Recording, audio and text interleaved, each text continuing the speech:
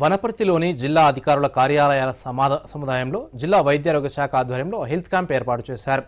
44 కార్యాలయాలకు చెందిన 200 మంది ఉద్యోగులు పరీక్షలు చేయించుకున్నట్టు జిల్లా వైద్య ఆరోగ్య శాఖ అధికారి డాక్టర్ శ్రీనివాసులు దూరదర్శన్కు చెప్పారు. కేంద్ర ప్రభుత్వం క్షయవ్యాధి నివారణ కోసం వ్యాధిగ్రస్తులు ఎక్కువగా ఉన్న ప్రాంతాలను ఎంపిక చేసి 100 రోజుల కార్యక్రమాన్ని అమలు చేస్తుందని వివరించారు. డిసెంబర్ 7 నుంచి మార్చి 24 వరకు టీబీ నియంత్రణ నివారణకు గ్రామాన ప్రత్యేకంగా క్యాంపులు నిర్వహిస్తున్నామని తెలిపారు.